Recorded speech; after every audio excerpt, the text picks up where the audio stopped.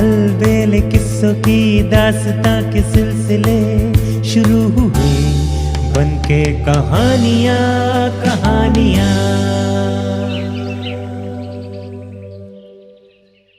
आइए सुनते हैं आज की कहानी।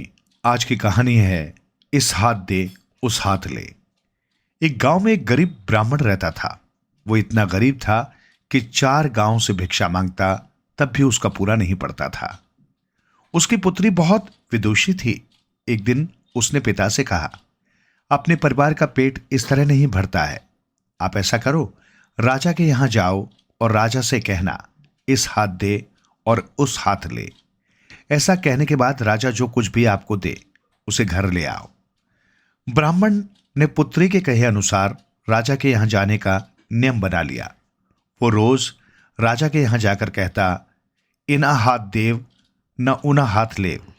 राजा भी खजाने से जो भी 100, 200, 400 जितने भी रुपए हाथ में आते ब्राह्मण को दे देता। ये देखकर दूसरे ब्राह्मण मन में उस ब्राह्मण के प्रति जलन रखने लगे। वे सोचते, हम दिन भर काम करते हैं और हमको कितना कम मिलता है, लेकिन राजा प्रतिदिन इस ब्राह्मण को कितना सारा इनाम दे देता है। सब ब्राह्मणों ने मिलकर एक दिन राजा से कहा, राजा साहब, आप इस ब्राह्मण से पूछो तो इस हाथ दे और उस हाथ ले का क्या मतलब होता है। दूसरे दिन दान देते हुए राजा ने उससे पूछ ही लिया, तुम रोज इस हाथ दे और उस हाथ ले बोलते हो, इसका क्या अर्थ है? गरीब ब्राह्मण भोला था, उसे कोई जवाब नहीं देते बना। वो राजा के सामने भौचक्का होकर खड़ा रहा। उसने कोई जवाब नहीं दिया और वो चुपचाप घर आ गया। उदास देखकर पुत्री ने पिता से पूछा, क्या हो गया पिताजी? पिताजी ने कहा, देखो बेटी, मैंने पहले ही कहा था कि बड़ों के आगे छोटे लोगों की कुछ भी नहीं चलती। आखिर राजा ने पूछ ही लिया। पुत्री ने कहा, पिताजी, इसमें आश्चर्य की क्या बात है? अगले दिन वो अपने पिता के स्थान पर स्वयं राजा के यहां गई। उसने राजा से कहा, राजा साहब, आपने मेरे पिताजी को ऐसा क्यों कहा? राजा ने कहा, हमने तो उनसे केवल इतना पूछा था कि इस हाथ दे और उस हाथ ले का क्या अर्थ है। लड़की होशियार तो थी ही। उसने राजा से कहा, राजा साहब, आपको कुछ त्याग करना होगा। क्या करना पड़ेगा? राजा ने कहा, राजा जी, आपको साल भर के लिए राज का त्याग करना पड़ेगा। तब मेरे पिताजी द्वारा कही गई बात का पता चल जाएगा।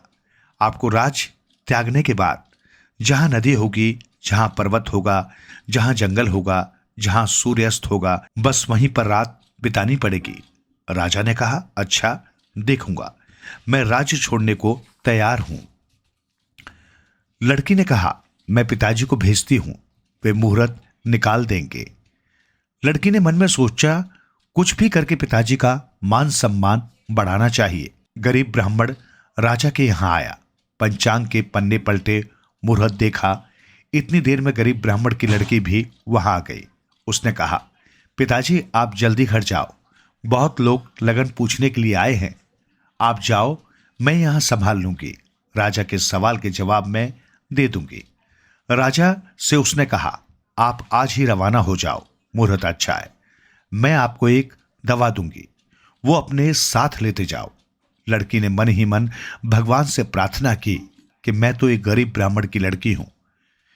यदि हे भगवान, तुम्हें मेरे झूठ सच की रक्षा करनी हो तो इस राजा को दी गई दवा को प्रसाद समझकर मेरा उद्धार कर दो। राजा थोड़ा बहुत धन लेकर रवाना हो गया। चलते चलते राजा जंगल में पहुंचा। दिन ढल गया, रात हो गई। वहां से गांव भी दूर नहीं था और न ही पीछे का गांव बहुत दूर छूटा था। राजा ने सामने निगाह डाली तो रोशनी दिखाई दी। वहां एक झोपड़ी थी। झोपड़ी में एक भील और भीलनी रहते थे। राजा वहां पहुंचा। राजा को देखकर भील बहुत खुश हुआ। उसने घर आए अतिथि का सामर्थ्य के अनुसार भरपूर स्वागत सत्कार किया, पर भीलनी खुश नहीं हुई। ये देखकर भील ने कहा, देख भीलनी, आज अपने घर में अतिथि आए हैं। अतिथि भगवान के बराबर होता है। मेरी पूरी जिंदगी निकल गई, आज पहली बार हमारे घर मेहमान आया है। हम जंगल से जो कंदमूल फल खोद कर लाए हैं उसमें से थोड़ा तू ले लेना, थोड़ा मुझे दे देना और बाकी जो बचेगा वो अतिथि को दे देंगे।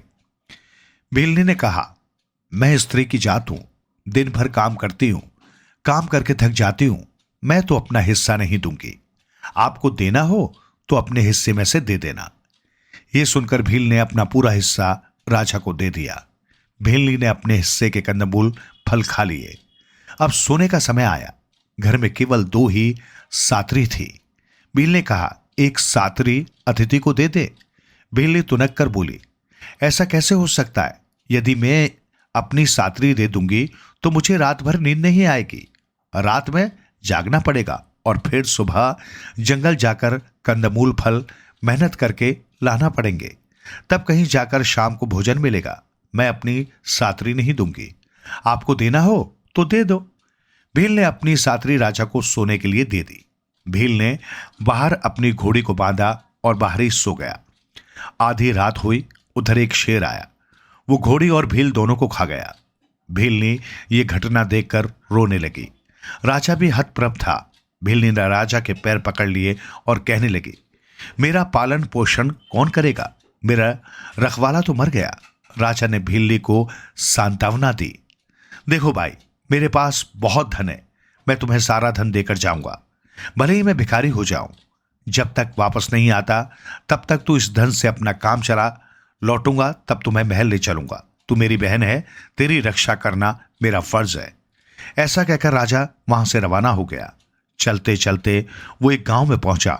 वहां के राजा के घर में वो साधु के वेश में रहने लगा। लोगों में चर्चा हो गई कि गांव में एक संत आया है, एक संत आया है। राजा के यहां संत को कोई तकलीफ नहीं थी। एक दिन वो भोजन करने बैठा था, तभी उसने राजा से पूछा, क्यों राजा जी, तुम्हारे महल में कोई बालक नहीं है? उस राजा ने कहा, हां महाराज, मेरे यहां कोई बालक नहीं है। राजा को लड़की द्वारा दी गई वो दवाई का स्मरण हो आया। साधु ने कहा, महाराज, मैं आपको एक दवाई देता हूं, उसके सेवन से तुम्हारे यहां लड़का होगा। संत की बात सुनकर राजा खुश हो गया। संत ने राजा से फिर कहा, मेरी एक शर्त है। वो क्या है? राजा ने पूछा। जब तक तुम्हारे यहां लड़का नहीं हो जाता तब तक मैं यहीं रहूंगा। राजा ने सहर्ष कहा, इससे बढ़कर और क्या बात होगी महाराज, आपकी सेवा करने का मौका भी मिलेगा, आप यहीं रहें, यह मेरा सौभाग्य है। इधर गांव के राजा की रानी को 9 महीने पूरे हुए। चंद्रमा के समान सुंदर पुत्र हुआ। रानी के पुत्र होते ही वो रोने के बजाय वो जोर जोर से हंसने लगा। लड़का हंसने लगा कि पूरा महल ही उसकी हंसी से भर गया। रानी भयभीत हो गई। वो नवजात पुत्र की हंसी देखकर महल के बाहर निकल आई। रानी ने राजा से कहा, राजा जी, आप जल्दी से साधु को बुलाकर लाओ। ये लड़का है या तूफान? हंसता ही जाता है और कहता जाता है कि साधु आयो, साधु आयो। पता नहीं ऐसी क्या बात है। साधु को बुलाया गया। साधु लड़के को देखने आया। साधु को देखकर लड़का बोला, महाराज, आपने मुझे पहचाना? साधु महाराज ने कहा, नहीं, मैंने आपको नहीं पहचाना। नहीं पहचाना? पहचान लो, मैं उस भीलनी का भील हूं। पिछली जिंदगी में मैंने तुम्हें अपने हिस्से के कंदमूल फल खिलाए थे। उसी का परिणाम है कि मैं राजा के यहां पैदा हुआ हूं। यहां मुझे खाने पीने से लगाकर धन दौलत ऐशो आराम किसी बात की कमी नहीं है। महाराज यही है, इना हाथ देव ना उना हाथ ले। और देखो राजा जी ने, मैंने तुम्हें सोने के लिए सातरी दे दी थी और मैं बाहर उखाड़े में सोया था। आज मेरे पास मखमली पलंग का आराम है। जिस दिन रानी को साधु ने दवाई दी थी उस दिन झाड़ू लगाने आई मेहतरानी ये बात सुन रही थी। उसने एक दिन रानी से कहा, क्यों महारानी जी, आपके यहां कोई साधु मेहमान आया है? वे बच्चे होने की दवाई देते हैं। रानी के कहने पर साधु ने मेहतरानी को भी दवाई दे दी। 9 माह बाद मेहतरानी के यहां भी बच्चा हुआ। मेहतरानी के लड़की हुई। मेहतरानी दौड़ती दौड़ती साधु के पास आई और बोली, महाराज, मेरे यहां लड़की हुई है, लेकिन वो बहुत रो रही है। उसका रोना बंद ही नहीं हो रहा है। साधु मेहतरानी के यहां गया। मेहतरानी की लड़की बोली, साधु बाबा, आप मुझे पहचानते हो? साधु ने कहा, नहीं, मैं भील की पत्नी भीलनी हूं। मैंने तुम्हें अपने हिस्से में से खाने के लिए नहीं दिया था और न सोने के लिए सातरी दी थी। उसी का नतीजा है कि आज मैं मैत्रानी के घर में पैदा हुई हूं।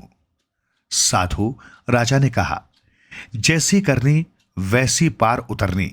ऐसा कहकर वो अपने घर की ओर चल पड़ा। 1 साल पश्चात राजा वापस घर आया। उसने सोचा इतनी विदुषी लड़की से विवाह कर लेना चाहिए।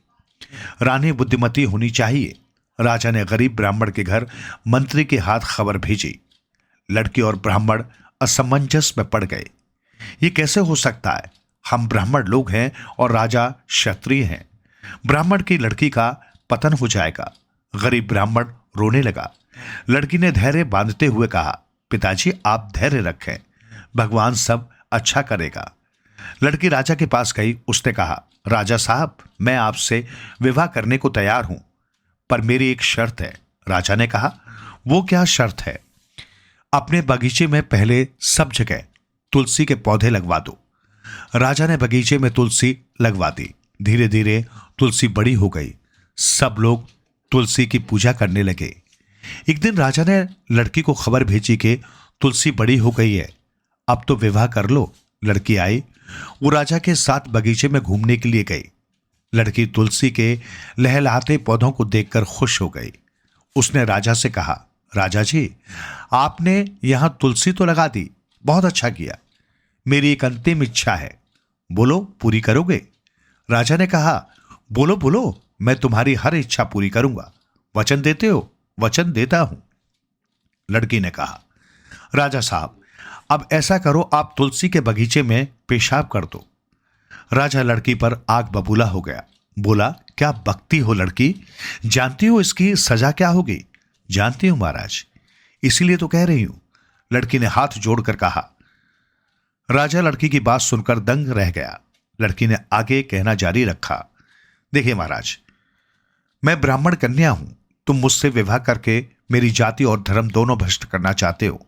आप मुझसे संतान प्राप्ति की इच्छा रखते हो। जब आप तुलसी को अपवित्र नहीं कर सकते हो तो ब्राह्मण कन्या को किस प्रकार अपवित्र कर सकते हो? राजा की आंखें खुल गई। गरीब ब्राह्मण की लड़की के स्वाभिमान और बुद्धिमत्ता को राजा समझ गया। राजा ने लड़की से कहा, आज से तुम हमारी पुत्री हो गई। अब हम योग्य वर ढूंढकर तुम्हारा विवाह करेंगे और कन्यादान करेंगे। राजा ने अपने राजपुरोहित के पुत्र से उस गरीब ब्राह्मण की लड़की का बड़ी धूमधाम से विवाह करवा दिया। ब्राह्मण की लड़की ने अपनी बुद्धि से वो सब प्राप्त कर लिया जो बड़े बड़ों को नसीब नहीं होता। पिता को भी राजा ने राज्य के पुरोहितों में सम्मिलित कर लिया। राजा के राज्य में चारों ओर अमन चैन से सारी जनता रहने लगी। राजा इस हाथ दे और उस हाथ ले वाली कहावत पर अमल करने का दृढ़ निश्चय कर चुका था।